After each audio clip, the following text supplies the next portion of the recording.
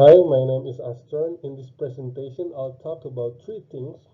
First, I'll talk about financial policies and regulatory compliance. Second, financial accountability. And the last, financial planning is about. First, I'll start with introduction. If managers expect their subordinates to adopt any characteristic, manager themselves must promote this culture by walking the talk. This presentation is an attempt to show how the talk can be walked and goes through the presentation and steps necessary to fulfill this important journey. As a basis, there must be clarity, concept, and an understanding of their distinctiveness. This is avoid confusion so that we all proceed from a common basis of understanding. As most field managers are generally non-financial managers, it is vital to make distinctive distinction between financial accounting and management accounting. Accounting information includes both financial and non-financial information used by decision makers.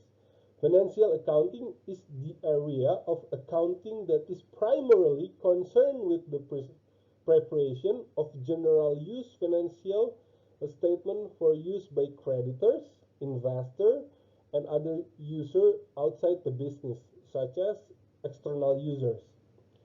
Management accounting, on the other hand, is primarily concerned with generating financial and non-financial information for use by managers in their decision role within the organization, such as internal users. As manager of our respective institution, we are concerned with management accounting, which primarily relate to making decisions related to financial operation inter alia, financial record management, monitoring and evaluating spending trend, financial management system, financial risk management, the compilation of budgets, and managing environments. Second, the financial policy and regulatory compliance, the basis for better financial management. South Africa is generally recognized of having placed credible accountability mechanisms which are supported by legislative and regulatory provisions. There are statutory institutions such as Auditor General and the Public Service Commission with an oversight mandate over state institutions. These institutions were established to strengthen constitutional democracy in the country. Given the importance of their role, parliaments has taken the crucial step of conducting a review to establish, among others, whether the institution have kept pace with the changing socio-political environment in South Africa.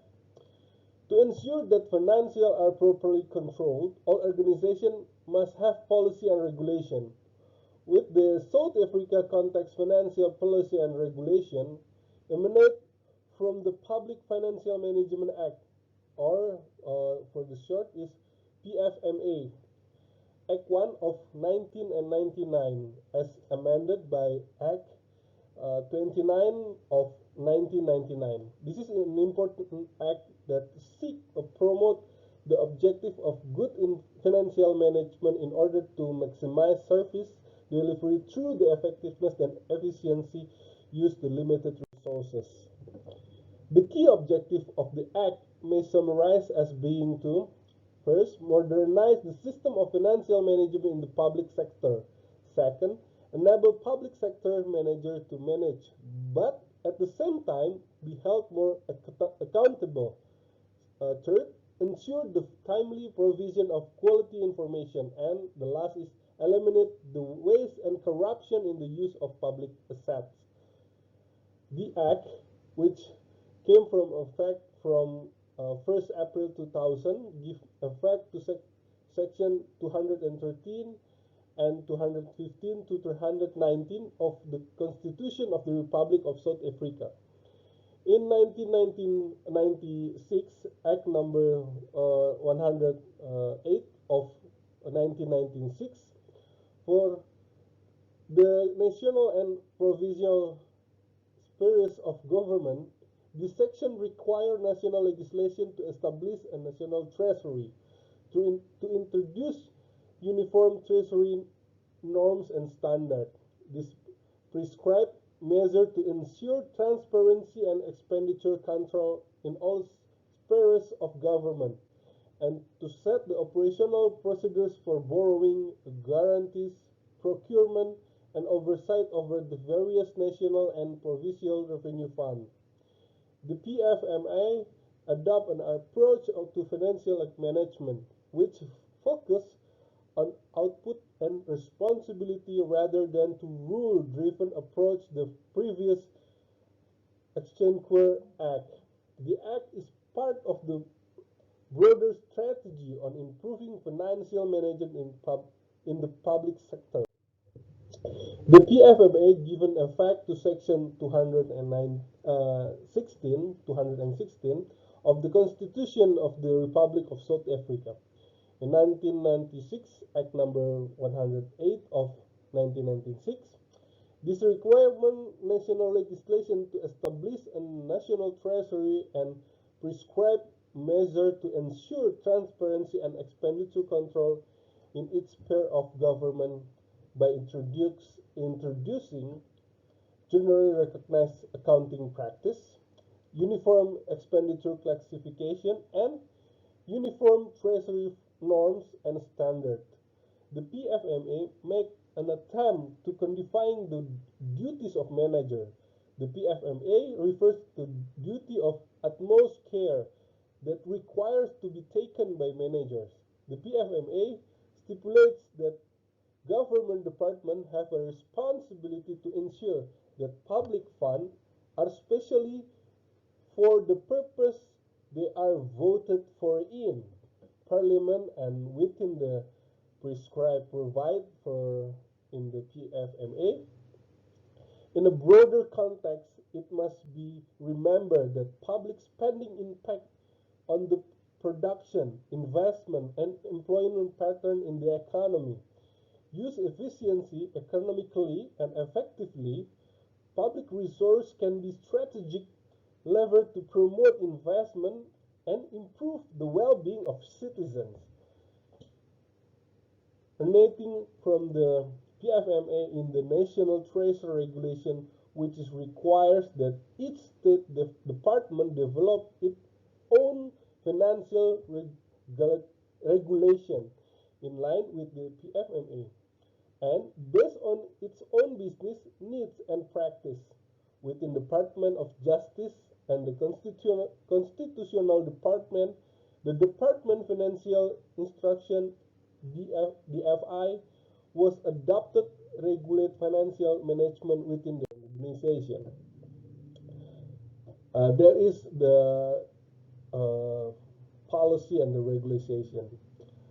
Second, we will talk about the financial accountability. No paper in this nature can be complete without emphasizing the importance of accountability. As it relates to finance, accountability for performance is critical for a public service that is charged with the important responsibility of implementing government policy and managing public resources. Mechanisms such as annual report, performance management, and developed system were put in place precisely to ensure that the public service is accountable. In addition, oversight constitutional bodies such as Public Service Commission, a Chapter 10 body, were established explicitly to ensure government accountability, whilst the Auditor General ensure financial accountability. Accountability has been various defined. Some common definitions are as follows. Accountability is obligation to render an account for a responsibility conference.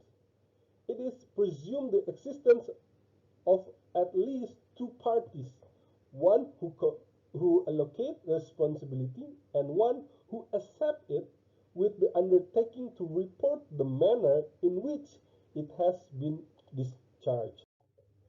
Accountability is a synonym of responsibility. It is type of relationship that comes to existence when an obligation is taken by an individual or corporate entity, such as responsibility to assume a role or discharge a task. The other divine is accountability is a relationship based on the obligation, demonstrate and take responsibility for performance in the light of agreed expectation. And the last definition is, in brief, accountability requires a relationship of covering responsibility and reporting back on the expected and agreed performance on the manner in which responsibility was fulfilled. The rendering of account, whether obligatory or on a voluntary basis, established in the relationship of accountability. The report on performance on the agreed expectation lead a sort of flexibility that increase the emphasis and accountability for result. The agreement about expected performance could be explicit or implicit between superiors and subordinates. A robust framework of accountability thus moves away from the traditional outlook of blameworthless or catching a thief toward reporting on results achieved as compared to agreed expectation, highlighting practical constraints that willingness to improve the light of experience. Okay, this is the last slide. We'll talk about the financial planning is all about. Financial planning is about making sure that organization can survive. It's about making sure the money is being spent in the most efficient and effective way. A value of money. It is about making sure that the money is being spent to fulfill the objective of the organization, and being able to plan for the future of organization is a realistic way. Okay, that's all my presentation. I hope you guys enjoy it and can get some new knowledge of it. Thank you very much.